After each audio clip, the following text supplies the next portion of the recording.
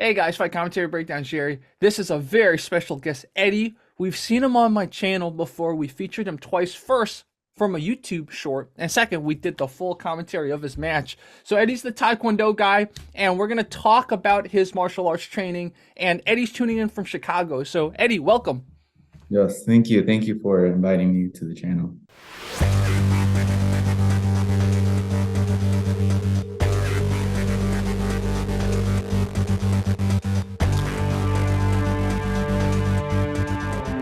You do more than just Taekwondo, right? From my Yes, understanding. Mm-hmm. yes. So I started Taekwondo since when I was 4, and from became a national champion in 2012. And ever since the pandemic hit, um, like my school shut down and everything. So that's when I transitioned to kickboxing, Oh, and not just only kickboxing, MMA in general. I So see. yeah. Cool. So, what made you get into Taekwondo when you were a kid? Was it just kind of your parents put you in it, or did you want to My do it? Yes, my parents put me in it. Like they forced me into it. I remember the first day when I went there, I was crying. I was like, please don't bring me here. I don't want to do this at all. And turns out it was my thing. I fell in love with the sport, became a Taekwondo national champion, second degree black belt. And yeah, just Taekwondo means a lot to me now. Yes. And tell me about how training was when you started. Was it like do some basics, do pumsa, and then sparring? Tell me more about that. First it was like that, yes. We had a fight team. And I wasn't at the fight team like at the beginning, obviously, because I had to do like the simple stuff, like the pumsa. And I remember looking up to everyone, the older guys, and just looking up to them. Like Michael Myers, he was one of like that. He's not my brother. He's we used to do cross training together. So our schools were located like 30 minutes away from each other, but when we did cross training, Michael Myers was there and he was older than us, older Mm. than me. And I looked up to him. I looked up to many other people in my school and cross trainings. I looked up to many people that, were really good at sparring and fighting. And that's what made me like want to like spar, want to like do tournaments and all that. My Mhm. dad pushed me into it. My parents pushed me into it, and Wow. I just fell in love with it. I just fell in love with fighting. Yes, I see. Tell me about your first tournament. my first tournament. I think it was in 2008. Well, I started Taekwondo in 2006. My first tournament was in 2008. Ooh, I have the trophy somewhere upstairs. Mm-hmm. I'm pretty sure it's what did I get? Pretty sure I got third place. I Okay. got third place. Everyone starts somewhere. Yeah. Nobody starts at first place right away. Yeah. Um, but I just remember being in the tournament and everything. Like I was very nervous, but I every tournament that passed by, I just like felt more comfortable being in the ring. You know? Yes. And when did you win your first championship? When did I win my first? I mean, wow. It's been it's been a long time. I haven't thought of that. The most meaningful one was the national championship in 2012 in Dallas, Texas. But Oh. other yes, that meant a lot to me. Mm-hmm. But I've won a lot of first places and a lot of second places and a lot of third places. But it was a big work in progress, getting slowly up there. Mm-hmm. Mm-hmm. Yes. That's so interesting. Nowadays, with some exceptions like you, the stereotype of Taekwondo is like the people are just playing almost like a point system, right? So, Yes. Yes. what what made your Taekwondo different? My master, my master. Oh, He did not teach us new school. He taught us old school. Shout out to my master, Master May, best coach of all time for me. And he just taught us to not just kick the person. So this is the person. Do not just kick the person. You want to go through the person. And that has always stuck to me. You want to go through the person. And whenever that shows in my fights, like I want to go through the person with my kicks. And yeah, it's all the master. Yes. wow. That's so cool. And did you guys have like a ITF, WT, Kukkiwon curriculum? What was the curriculum like? The Kukkiwon was the one for my belts, but the tournaments that I did was the WTF, Oh, the World Taekwondo Federation. Yes. I see. Yeah. Back when it was called WTF. So Yeah, I think yeah, they changed the name, right? yeah, they changed the name maybe like 6 years ago, I believe. It's a lot older than people think. Like a lot of people think they changed the name recently. They changed it pretty early. Just nobody Yeah. adopted it until recently. Now Yes. everyone's calling it WT. Well, for me, it's still WTF. Yeah, yeah. Yeah. Wow. When you were competing, were people hitting hard or were people kind of hitting a little softer than what your master was teaching? People were hitting softer, Hmm. at tournaments, just enough to get the points. Um, So remember, I remember when I was in tournaments and when people scored points on me, I was like, it wasn't even that hard. Like, how did they get the points? hmm. Like for us, it was for sparring. It was hard sparring for the school for Maze Warriors Taekwondo. It was hard sparring, and we had a great team. The team was amazing. Wow. Couple national champions. Uh, great, great, just great people in there in the gym in general. But yeah, And so when the gym closed down, did most of you guys go into kickboxing and MMA, or were you one of the few that did transition? I was actually one of the few. I know one person started before me. No, started fighting before me. His name was Adrian Rivas. He got a championship on his first fight. No, not his first fight, probably his second fight. He got a Hmm. championship. He's not fighting at the moment anymore, but he was one of the persons that started first. And then my dad, he's my main coach. My dad, he is a black belt in jiu-jitsu, black belt in judo, big experience. So me and my dad are like the complete opposite. He's Yeah. all ground and I'm all striking. So that's actually like perfect for each other because he shows me a lot in like jiu-jitsu and in judo. And it's just like after class, it's always me and my dad just working on some improvements, what I could fix, not just in kickboxing, but in the ground game, because that's what I want to do next. After kickboxing, I want to transition to MMA. Which is interesting because your parents put you into Taekwondo, even though your dad was a jiu-jitsu judo guy. Yes, yes, yes, yes. He was at an MMA gym called Comeback Do, located in Cicero, Illinois. And he was there since I think before I was even born. And yeah, he did MMA in general. He was more of a striker, but then he tore his Achilles playing soccer one day. So he was like he couldn't really strike as much. So he was like, okay, I'm gonna transition to more jiu-jitsu.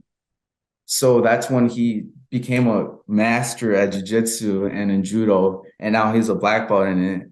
And yeah, he shows me a lot what he has learned. He has shown me, and that really means a lot to me. Wow. When you were Yes. a kid doing Taekwondo, did you ever try to spar your dad and get taken to the ground? Do you have any stories like that? No, not at all. I have never wanted to test my dad, never. And I will never test my dad ever because I know that if I get close to him, he's gonna throw me or he's gonna submit me. He submits everyone in the gym really fast because now Wow. we train at the same gym, me and my dad. And he submits everyone really fast and he's just an amazing martial artist, my dad. Wow. And I, Wow. I really look up to him. So let's talk about the moment when you decided to transition into kickboxing. Was it a tough decision or was it kind of like you knew you were going to do it? No, I knew I wanted to do it. I wanted to do kickboxing. See, after doing Taekwondo since when I was 4, I was like, I want to use these talents and move it up and take it somewhere else where I can be more known. And my dad also like he's the one that pushed me into it, but I also wanted to go to it. And yeah, so I started training kickboxing. I actually started boxing when I was 13. Oh, wow. Before, like while I was doing Taekwondo, I was doing boxing when I was 13. Um, but I then after the pandemic, I started doing kickboxing at a gym at Combat Do for a Mhm. bit. And then we had to move locations. We had to move our house. We had to move houses. And now I live at Orland Park, which is like 30 minutes away from Chicago, Illinois. And now we found a gym that's close by. We've been to many gyms close by, and none of the gyms have like felt good. But we went to a gym called Victory Martial Arts, and that is my new home. And Oh, I love it. Everyone treats you like family. Like we're all improving every day. And that's my home gym right there. wow. And Yes. do you still train with Mike Myers? Michael Myers. The last time I trained with him was probably like 7, 8 months ago. Mm-hmm. But he's really busy from work and all that. But he's also a great martial artist. He did Taekwondo and he has great kicks also. Mm, Yes. Great wow. kicks.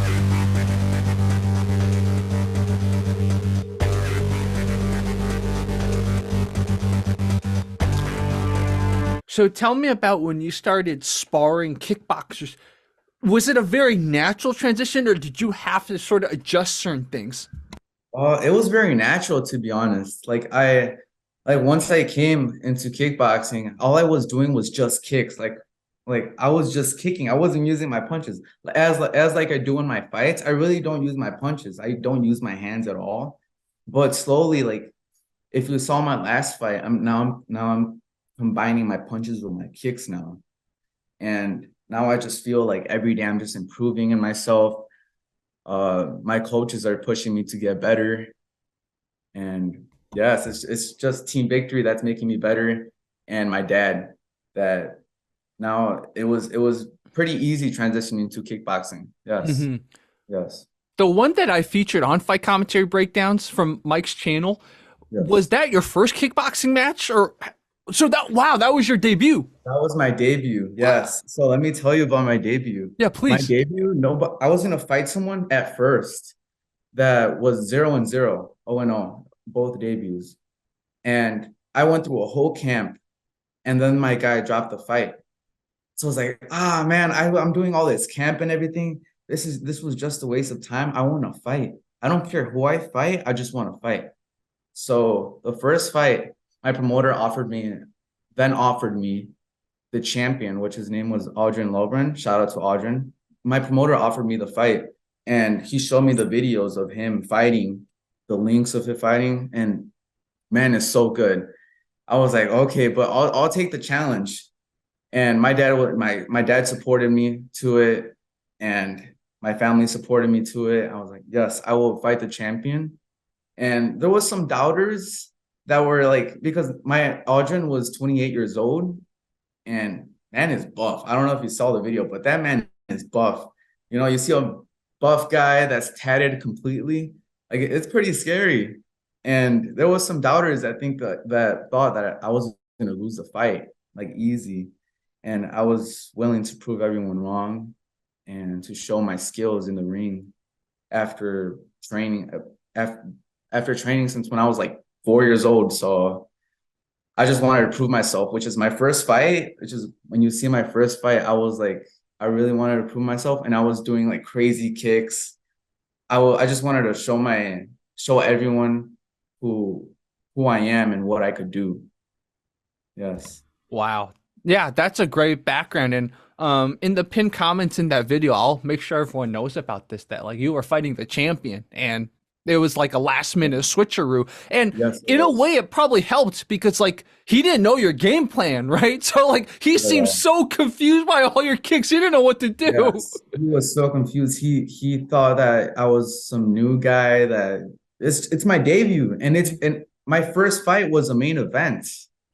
Like there was actually like no pressure for me at all because like I've been through so many, I've been like, I'm gonna say like I've been into like 300 Taekwondo tournaments. Like I know how it is to be in the ring, but obviously not kickboxing. But for me, it was like a pretty easy transition to not be nervous in front of everyone. And it was just pretty easy to transition to the ring, to the new kickboxing, to the Yeah. cage. Yes. It's something really interesting you mentioned because a lot of people, let's say, get their start in Muay Thai or get their start in kickboxing or get their start in MMA. they will always experience that like almost stage fright. Like they feel like they're gonna Yes. die when walking down to the fight. But since you already got that out of your system with the hundreds of Taekwondo tournaments you've Yeah. had, you don't have that psychologically wearing on you, which is an advantage. It's a brilliant advantage. Yes. Big advantage, yes. Because I've known people that have had stage fright during like the walkout and everything, and they just can't fight the same, you know? You know, Like it affects your fighting. And for me, it was a smooth transition for me. Like I felt like if you see the video, like how I'm walking in my first fight, I was pretty calm. I felt really confident in myself of winning the fight. wow. Yeah. Okay, so you've had your second since that fight. You've had a second fight since then. I've had a second fight. So Wow. you can see right here. My Oh, look at that. yeah. So one of the black ones are my first fight with Aldrin, which I won, and Hmm. the other another black one is from my second fight, Hmm. and it was with a guy that was pure Muay Thai also, Hmm. and like his defense was amazing. Like I could not get around the kicks at all. I was just thinking during the fight, like what could I do? My dad, like, and my coaches, when like the round ended, I had to like adjust to like his defense. My dad told me like I gotta use the ring because in Taekwondo we use the ring. Muay Thai, you just stand up there in front of the person, and I use the ring. Like when you see my fights, it looks like I'm running around, but I'm not. I'm just using the ring. That's how I see it. I'm Hmm. using the ring, move around. The guy kicks, I move back, I move sideways, I move everywhere. And they just get frustrated with me moving around. And for my second fight, my guy tried to do a low kick. I slid back. I did one, two, three, and on the fourth one, I hit him in the face. So I did double kicks. I faked all my double kicks and I hit him in the face and I knocked him out on the third round, on like the first few seconds of the third round. Hmm. Yes. Yeah, wow. And as you were talking about it, I found the channel that has all your fights, the R75B. Yeah, So that's my dad. Yeah, oh, that's that's my your dad dad. right That's there. perfect. Yes. Okay, so yeah, Yeah. I'll watch those because yeah, I couldn't find your full name. I didn't know you had all the fights up, so I'll look at all of them. This is great. So I'll Yes. put this channel under the talk and in the video where I featured you. I'll put this channel too. This is great that we found it. Yes. Wow. Oh, there it is. I see it has your one with versus Aldrin too. Oh, okay. Yeah, I yeah, see it yeah, now. yeah, yeah. And it has like a better view than the one that Michael took because Michael Mm-hmm. took a video from far away. But the Mm-hmm. ones that's on my dad's channel, like it's the cameras like that are like on the ring. Wow. That's Yes. great. That's Yes. awesome. Yes, yes, yes. And from there you could see like the whole fight, like without any cuts or anything. Mm-hmm.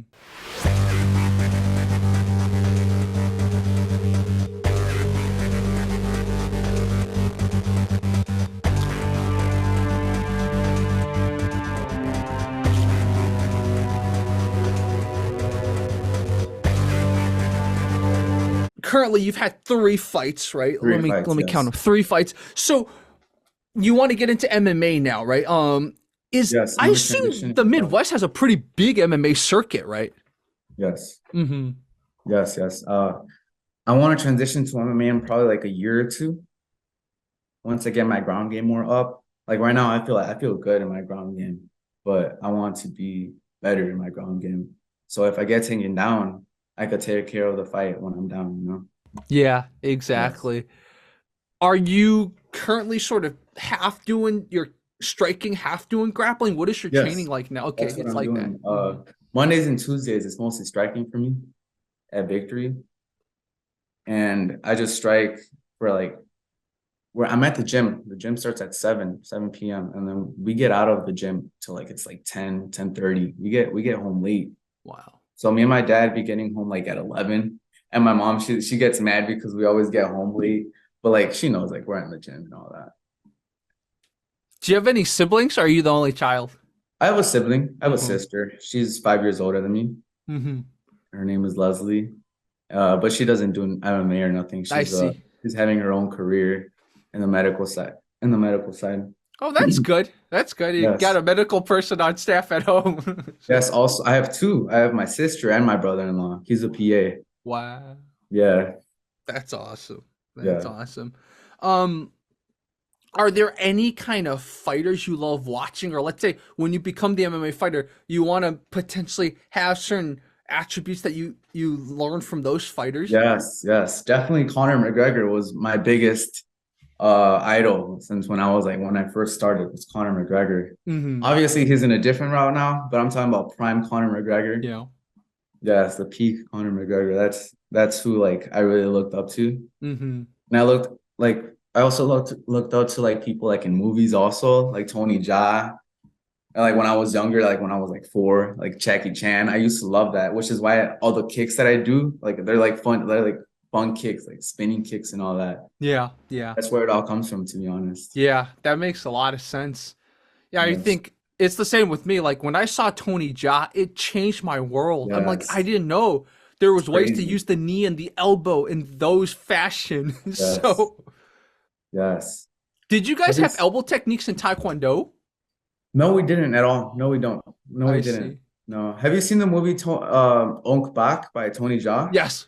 Those 3 movies are my favorite movies, and that's what I feel like those are like the movies that really pushed me into like doing the kicks, the crazy kicks, and trying everything else in Mm-hmm. fights and in sparring, and that's what motivated me a lot. Tony Jaa. Mm-hmm.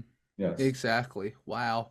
Um, is there anything from Taekwondo that you had to kind of tone back a little now that you've transitioned to kickboxing or MMA? Are you basically still kind of doing all the Taekwondo stuff?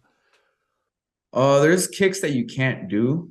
Like you can't, you know how like people hold it like this in Oh Taekwondo? yeah, they You do can't that in do that. Taekwondo a lot. The Yeah, sword fighting, whatever they call it, yeah. that new Taekwondo, you cannot, that does not work in kickboxing at all. They're just gonna grab you, turn you, and punch you or kick you. That's gonna get you knocked out. You can't do the new Taekwondo.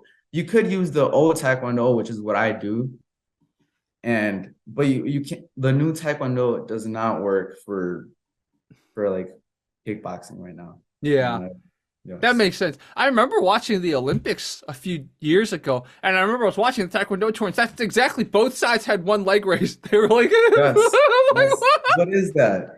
That's what really got me tired of Taekwondo because I was always a shorter person in Taekwondo. I was always in my weight class. I was always a shorter guy and all that. And all the taller guys just did this. What could I do? Like they just got my head, hit my head, just like a little tap.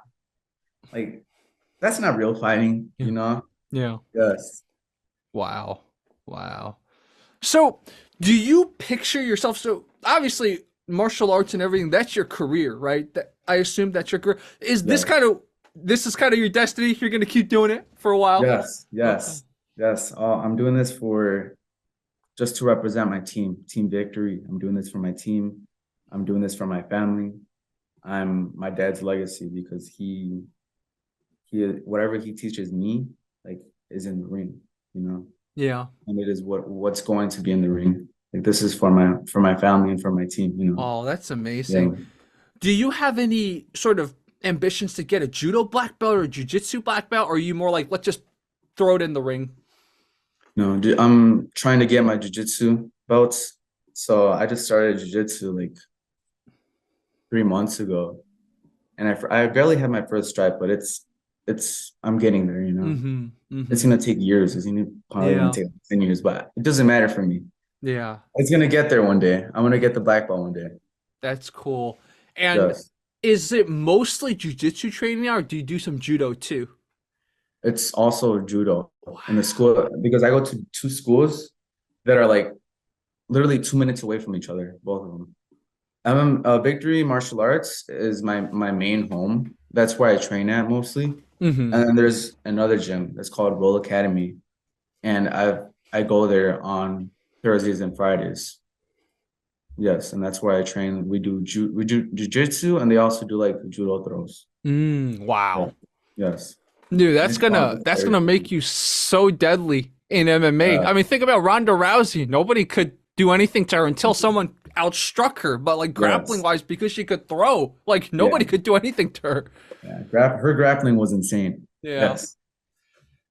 It's like actually, it's kind of good to ask you this question because now you've had experience doing the grappling and the striking. Why would someone like Ronda Rousey try to outstrike Holly Holm, or was it just Holly Holm had such good takedown defense, or was it an ego thing? I've always wondered, like, why is it that sometimes when really good grapplers go up against strikers, they don't grapple now, and it's not always because the Yeah. strikers have good takedown defense. It seems like sometimes it's like an ego thing, or am I misinterpreting Yes. it?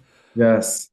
Good question. That is a really good question because we're not in their position. We don't know what they're thinking at the moment. Mm-hmm. So Ronda was probably like it was probably her ego. Like I could probably strike with her, or like how you said was the striking. I'm the takedown defense. Like you don't know if like you'll be hit with a knee.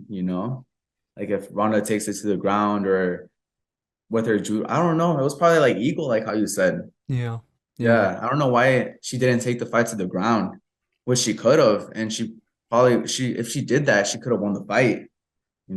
Yeah, exactly. Yeah, it's so that's the other thing about fighters and why people are like, Jerry, why don't you follow UFC more? I'm like, because like it's fun to see fighters at their peak, but when they go on the decline, it's so sad because Yeah, you it is remember sad. them when they're on the peak. It's like what we talk about Connor. Like, think about how many people Connor inspired when he was at his peak, man. Yep. And now it's like people think of him at his. It's just like that's why not all of us can take that emotional roller coaster Yeah. with the Yeah. fighter, you know? Yes, it's sad. I want Connor to do better. I want him to fight. I want him to get back in the cage. But like, I mean, I don't think he turned in his test for USADA anytime soon. You remember, like he didn't turn it in. Yeah. So he's not fighting this year. This year, if he fights, he'll probably fight next year. But how many times have we said that? When is he Yeah. gonna come back? Yeah, It's sad. exactly. It's sad. Now, growing up, did you have people sort of challenge you? They're like, "Oh, you do Taekwondo, show me." Did you have any of that in school, or was it pretty cool in school?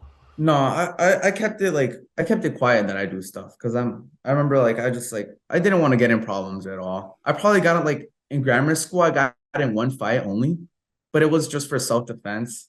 What did I do? It was like two people were against me. They put me towards the wall, and all I did was just punch one guy in the face, punch the other guy in the face, and they were just on the ground. And Wow. I didn't want to do anything. I didn't want to like continue the fight.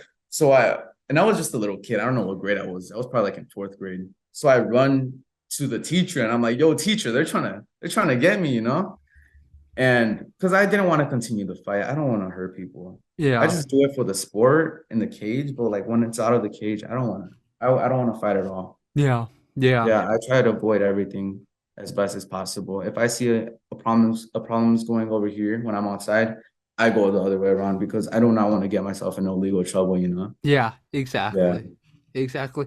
So, what is the career path like for someone in the Midwest getting into MMA? Like, do you have to have like 3 or 5 amateur fights before you could potentially go pro, or is it longer than that? Tell me about that. That's a good question because I actually do not know about that. Mm-hmm. Uh, but if I want to when I turn pro, I want to have like at least 20 fights for me because I want to fight everyone. I want to fight a kickboxer, I want to fight a boxer, I want to fight a wrestler, I want to fight a judo guy, You want to fight everyone. Yeah. Yeah. Yeah. And that's But great. That's there great are some content for everyone online, right? yes. Yes. Yeah. Um, do you still brand yourself as the Taekwondo guy? I mean, I just called you a Taekwondo guy, but is that how you brand yourself, or do you brand yourself some other To be way? honest, yes. Yeah. Yes. I like being called a Taekwondo guy because I'm representing the Taekwondo community. Mm-hmm. Because I've done Taekwondo since when I was 4. And what do I do in a fight? I kick. I use my Taekwondo. So I love when people call me the Taekwondo guy, but you know, my my teammates call me Fast Eddie because of my fast Oh, kicks. So that's another thing, like that's another nickname, like I guess you could call me. But my real name is Edward Bahena. That's my name. I And my, see. my people call me Eddie. You could call me Eddie if you want. And Yeah. is that a Latino or is that a Brazilian last name? Mexican. Mexican. Oh, Mexican. wow. Yes, I'm That Mexican. Yeah. makes sense why you started boxing at 13 too. It's just like it's Yes. very in the culture. Yes. My dad is the one that brought me in to the gym, to the boxing gym. And I started learning boxing at Sam Colonna Boxing. It's a very popular gym in the Chicago area, and it's the best one. There's there's a lot of like pro fighters that have Wow. been there and everything. Did you ever, when you were boxing, be like, "Oh, I wish I could kick you"? Yes, yes. I remember when I was like first starting boxing, and when everybody was beating me up like with the hands, I was like, just takes one leg kick for you, or it just takes one liver kick just to you. And like, but that's it. But like, it's a different sport, which is Yeah. something I have understood. And now before my fights, before my camps, I mean, during my camps, my dad brings me to the same gym, the Sam Kelowna boxing gym, and I just box with professional boxers, and I box with great amateurs that have been in the Golden Gloves. I so when I like go on my camps, I want to fight versus the best. That's what I want to do. The best of boxing and the best of striking in general for like kickboxing. I want to fight the best. I go to like different gyms. I go to uh so I train at Victory Martial Arts at Orland Park, and I train at another Victory Martial Arts, which is at Naperville, which is like 30 minutes away because it's a chain of schools. I train with them. I train with Le Mans MMA, which is like another gym that's like 20 minutes away from my house. I train with the boxers, like I said, in Sam Kelowna. And another gym that I went to is a UFC Naperville with Ricardo Lamas. I don't know if you know Ricardo Lamas. He's a UFC fighter. I think he retired recently, but Mm-hmm. he has helped me out also for sparring. And Mm-hmm. also my dad has a lot of connections with like professional MMA fighters, such as like another guy, Jose Shorty Torres, and like he's been to our gym and he's like helped me with the sparring and he's like giving me tips and everything, which is why like I feel like every fight I feel like I'm getting better and better because I'm gaining more knowledge from like a bunch of people. Wow. Wow. Yeah. When you started training with kickboxers and Muay Thai people and preparing for kickboxing, did you have to condition your shins a different way? Or was it like already conditioned from Taekwondo?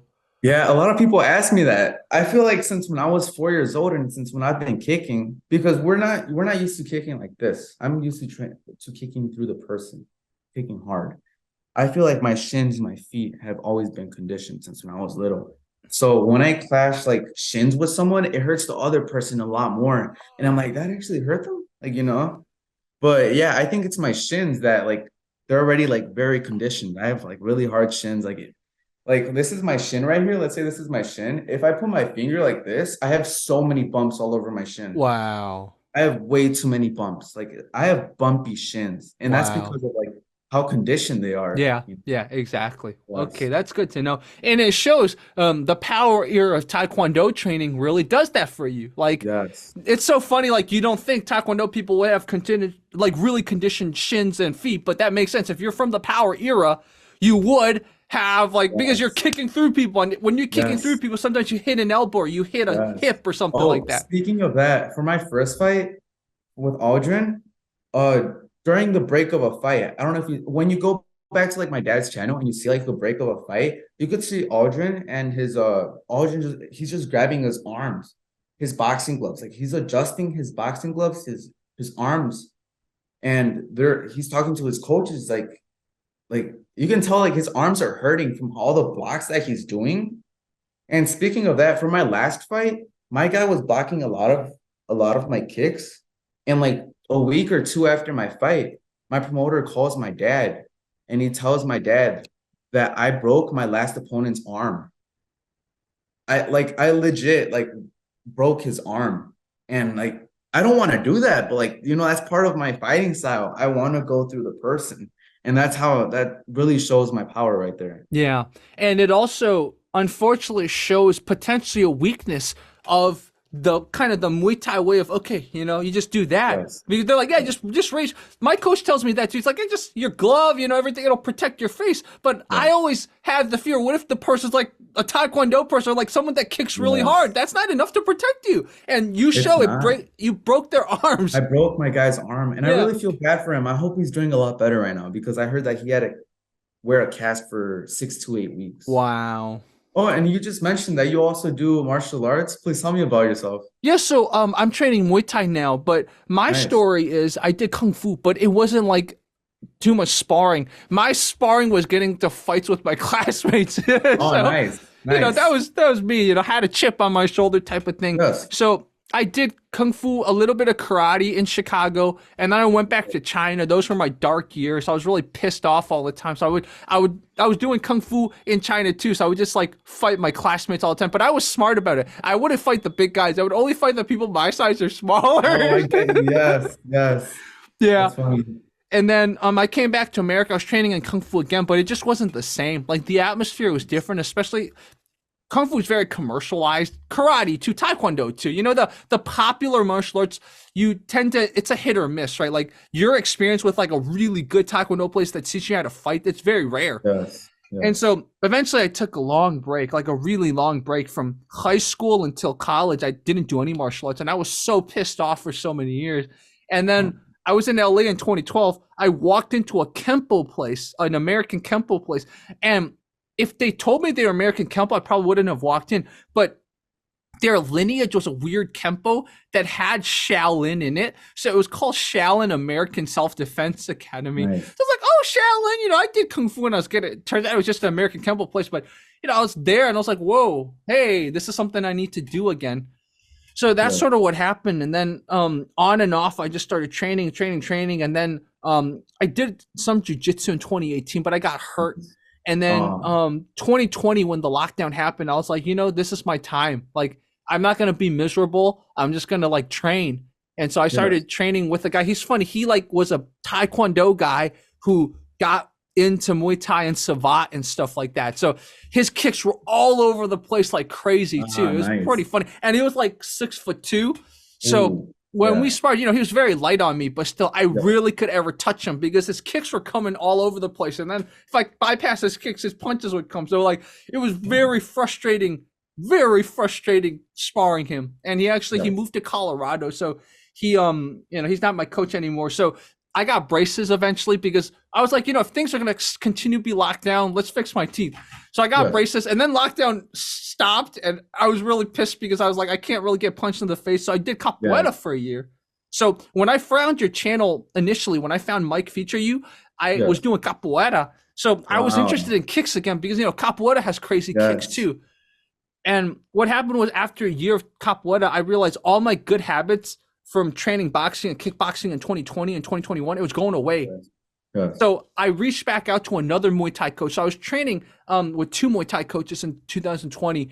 So I reached back out to another Muay Thai coach, and they had a location by then, so they weren't just training in the park. And so I've been training with them again, and we Nice. do spar. And I was at a certain point, I was like, you know what? I'll just tell them to be careful, and they won't punch Yes. me in the mouth. But whatever, I need to spar slowly because like I can't be dancing, like just doing Taekwondo pumsa or like Taolu or Yes. karate katas. You can't only do that. That's what capoeira is. I can't just be dancing. If Yeah. I want to be a martial artist, I need to know what works and what doesn't work. And Yes. by the third class, when I got back into Muay Thai again, I realized, okay, like I can only pull off like two kicks from capoeira. Everything else, it puts me at risk. Yes. Yes. Wow. Well, I'm happy for you that you're doing your thing, Yeah, and yeah. this Thank is you, great man. to hear that you're doing your thing. And do you have a mouthpiece that's like So especially for like braces? I think there are those, but Yeah. the issue with those is that because the braces are continuously moving the teeth, I don't know if it's a good idea to like wear a mouthpiece, or probably what I would have to do is before every class, I would have to reform it because Ah, every day your teeth are getting yeah, moved, your right? teeth move every day. Yes, because I So also had probably I braces. should do that. Yes. I also had braces when I did Taekwondo, but that's Taekwondo. You're not really getting hit in the face. But Hmm. what you're doing, you do get hit in the face, which is Hmm. why I understand like you gotta go light on the face. You gotta Yeah, tell them, hey, I'm sorry. You gotta go light. I have braces. yeah, and they were pretty cool about it too back in That's the good. day. Yeah. That's good. You're doing the right thing. Yeah, exactly. So yeah, but you asked a good question because a lot of other people like maybe there's some kind of mouth guard that can fit over the braces, and part of me is probably just me having an excuse. I don't want to get the mouth guard, so that it's like risky getting punched in the face anyways Yes. there. So, but Yeah. it would be good to explore anyway, just in case in emergencies, right? I think Shane Faison, the YouTuber, he would just carry a mouth guard anywhere, anyway, just in case, right? So, But still, you never know when you need it. yeah, You never know when you yeah, need it. Yeah. yeah, exactly. So, yeah, it's I especially my current coach Lance, I really like him. Like he's very pure Muay Thai, and he's helped fix a lot of the bad habits. Because like my other coach, the one that was like Taekwondo Savate, he he was used to kind of bullying people with his Taekwondo kicks, so he was Uh, never really good at teaching me how to string the punches with the kicks. So it's just like there's all these cool things that I'm learning from Lance because Lance is so pure Muay Thai that just it's like that Muay Thai mentality is being built again. Like he doesn't like it when I experiment. I understand there's reasons to experiment because I've had all this yes. other stuff, but Yes. you have to have a foundation, right? And it's like if you Yes. don't build that basic foundation before you experiment, then it's like you're not learning the Yes. most efficient way. I don't want to say the right way because that's subjective, but you're not learning the most efficient way. And Muay Efficient. Thai's proven. So, get good at Muay Thai basics, then put the capoeira stuff, put the other stuff in. Yes. Your Yes. case was different because you were already so good at Taekwondo and you did actual fighting Taekwondo, not Yes. point. So then you could be like, well, okay, I have the Taekwondo. How do I put the Muay Thai and the other stuff That's what I'm into it? doing. Yes, that's what I'm doing. I'm Yeah. slowly mixing. I'm mixing the boxing and everything. As you can see, if you watch my last fight, I use more of my boxing, and I felt more comfortable. And I just feel like I'm getting better every day because I'm mixing a bunch of stuff. I'm learning from my coaches. I'm learning from Victor. I'm learning from my dad. So that's what makes me feel like I'm getting better every day. Yeah. I think Yes. a last question to end off is for people that want to get into this, what's a piece of advice that you wish you knew when you started that like if you give to people it might help their journey along? Yes. Oh, this is great. You don't just get from 0 to 100 like that. Like you have to like get beaten up to get better. You have to like it's a long process. Like you have to be in the gym every day. You have to not miss a class. You have to stay more later into the gym. You gotta be determined. You gotta be dedicated to improve and everything. And when you spar, try to spar not just with the persons you are comfortable with. You got to be uncomfortable when you spar. You got to spar like for me, like when I like like when I do grappling, I don't just go with the people that are uh like that are like not as good grapplers or like that are like just learning. I like going with like the best wrestlers that I could find, the best grapplers. And that's how I see it. Like you gotta go with the best to be the best. Yes. Yeah, I love what you said. And I will second that. You have to spar safely, of course, right? But spar the Yes. people that make you uncomfortable, that will probably beat you up a little bit. Yep. Don't let them bully you. Don't let them hit you too hard. If they're doing that, don't spar them. Don't. Yes. But like if they're giving you the right feedback, that's so important. A perfect story fresh on my mind. I was trying the Philly shell on Lance, right?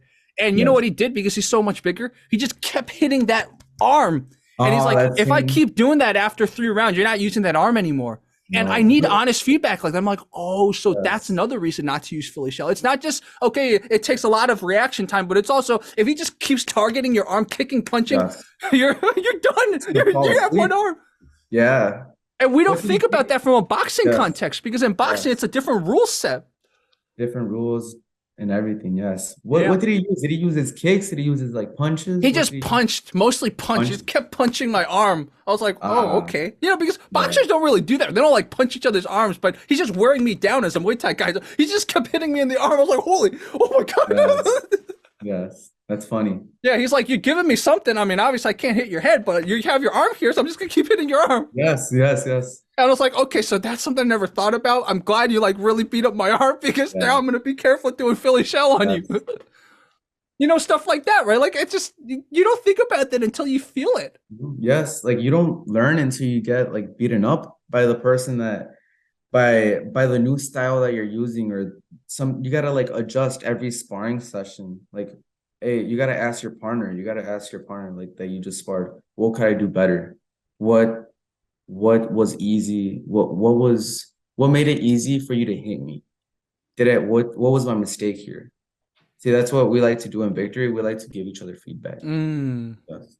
Yeah, yeah, I love it. I love it. And Yes.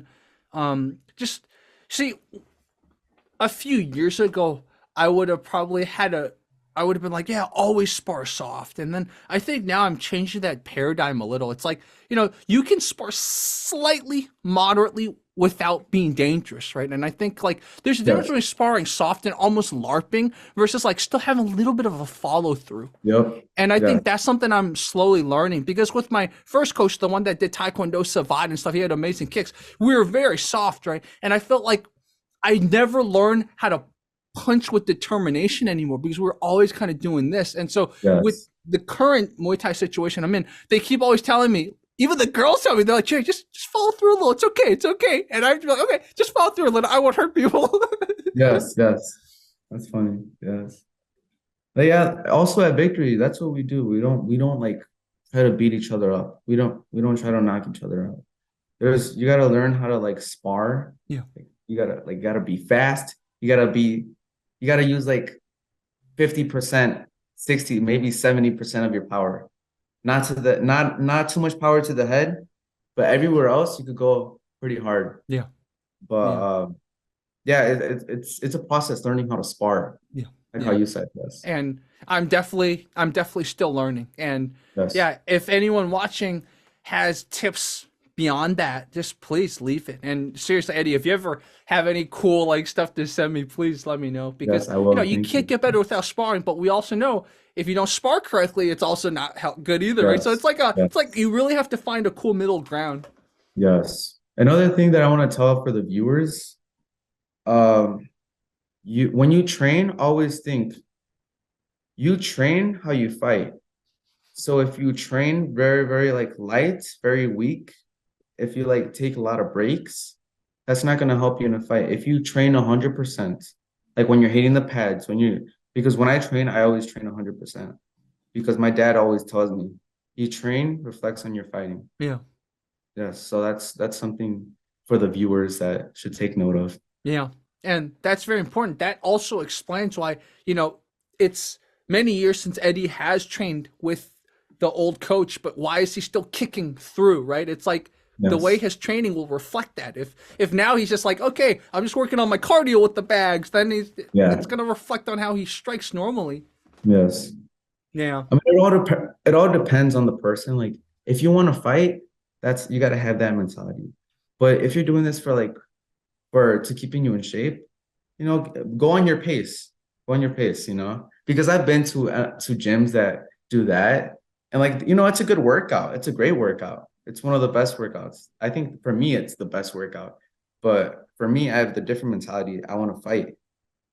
I want to do this for my future. Yeah. So I train always 100% in the gym. Yeah, exactly. And seconding what Eddie said, basically, if you want to just do it for fitness, do it. That's fine too. Yes. There's no shame, no judgment. It's all about this is something I'm practicing. Like, be compassionate with yourself. If you don't want to be a fighter, it's fine. Like, I frankly don't want to be a fighter. I want to know how to fight, but I don't want to be a fighter, right? So, like, be honest with yourself. And, like, if someone punches you hard, it hurts. It hurts. Okay, it hurts. Don't feel ashamed, you know? Yes. Yes. Don't feel ashamed. Like if someone's going hard, you gotta tell them, hey, go easy. Don't be Yeah. afraid to tell them, please go easy on Yeah. me. I've even Yeah. told girls I've sparred to go easy. Like some of them because they're going against the guy they used too much first. I'm like, it's okay, don't worry. I'm not Oh gonna hurt you. yes. Just like Yes. open your gloves up. Just like, don't worry, just keep it technical. Yes. So There's like, girls that hit hard. yeah. They just hit you hard. It's And crazy. actually that's actually a good thing to ask you, Eddie. What do you do in those situations? Like, do you stop them and be like, yo, like just what do you do in those situations? When I spar girls, Yeah. well, I spar girls. When I spar girls, I don't really uh I use my kicks and all that, but obviously I don't use full power. But when I get socked in the face, I'm like, oh my God. Like I like feedback them. I get them, Hmm. that was good. Keep using that. I like helping that's not just for the girls, but that's for everyone else. But for the girls, I don't really like go hard, especially at the head or nothing. But yeah, like I like like for example, like my girlfriend, she goes to the gym. We go to the same gym. And when I spar her, like she hits me with a big left hook. I'm like, oh my God. And I don't usually go hard at her neither. So when it comes to girls, you gotta like give it like 50%. Yeah, and communicate, because the reason Communicate, it's yes. fresh on my mind, one of my friends who actually won his first Muay Thai fight, when he first started Muay Thai, this girl kind of gave him a concussion. So Ooh, yeah, so that's why I'm like, it's one of these things. It's like, first of all, be nice to the ladies, right? But also, yes. don't feel like they're gonna go easy on you. You got to be Yes. prepared. So like, communicate with them and stuff. Like, if that Yes. first punch you feel, you're like, whoa, just tell them. There's no. That's all. Yes. That's what sparring is. It's not a fight. Communicate. Communicate. Yes. Communication is key for Yeah. everything. And that's another thing for the boxing gym that I go to during my camps, Sam Colono's boxing gym. My last camp, I was boxing with a girl for one sparring session, and she was going to the Golden Glove, so she was also getting ready for. It was also her camp. So it was me and her. We were sparring, and oh my God, she hit so hard. Like you actually like it's hard when you get hit hard and not hit too hard, you know? Like you have to control it. Like mostly go hard in the body, but for the head, when it's like hard sparring like that, I try to go like 70. Like not never go 100. No. Yeah, Yes. exactly. So your girlfriend wants to be a fighter too, or she just trains part time? She trains part-time at the moment, but Hmm. she did tell me yesterday that she wants to fight one day, which I completely support that. And if when she's in camp, I will help her in the camp for Wow. sure, 100%. Sometimes it's good to have like this team right there. I interviewed one of the first MMA fighters I ever interviewed, Tina. You know, her boyfriend also was an MMA fighter, right? So like sometimes, Yeah. because it's hard for people to understand, like it's hard for non-fighters to understand fighters. And Yes. my channel seeks to kind of bridge the gap, right? Bring everyone in, but it's still like there are days where I actually even struggle with my audience. When my audience says something, like some people in my audience will say something stupid. It's usually Aikido people or the Wing Chun people say something stupid. I'm like, oh, it's because you've never been punched in the face. But Yes. most Yes. of the days I'm able to bridge the gap. But it's like, I'm saying this funny, but it is true. Like sometimes Yes. it takes a person who, like, I wouldn't say enjoys, but can take a lot of lessons from getting punched in the face a lot and like learn from it and still keep going. Like it takes Yes. them to understand one. Yes. You're right. You're 100% right on that. Yeah, yeah, exactly. So Eddie, this was an awesome interview. My audience knows, but like I'm going through a little bit of stuff mentally, but like talking to you is not just calming, but it's really enlightening and it's really inspiring. So like this is a thank you from me. Like this was an Well, thank awesome you. interview. Thank you for giving me the opportunity for this interview and to bring me to your channel. And I appreciate it a lot. And I hope everything gets better for you. Yeah, And thank you so much. And yes, I will feature all the other fights of yours soon. I mean, now that I know where to find them. And seriously, yes, don't be a stranger. I'm going to get on Instagram again tomorrow. So like we can talk more on Instagram if that's your platform. sure. But my email's here and I can give you my number too. Like I'm definitely following your journey. This is really cool. Thank you very And much. yeah, we'll just keep in touch. I'll keep bringing your stuff to my audience. And then anyone in your gym, like if they want to send me stuff, please, always down Yes, to for feature sure. people. I like featuring people that, like, the UFC is cool, but a lot of times they're not cool with critique. Like Yes, a lot of these channels, the reason why they don't talk about UFC more, a lot of these YouTube channels, because you have to be like, oh, strike you or take your money, stuff like that. It's like, come on, man. That's why I like finding people that are still kind yes, of slightly undiscovered or in different types of leagues that are not UFC. yes, yes, you're right. Yeah. Cool. So everyone, this was Eddie or Edward Bahena. Edward Baena, Yeah, yes, Bahena or Fast Eddie or Taekwondo Eddie. yes. Thank you very much.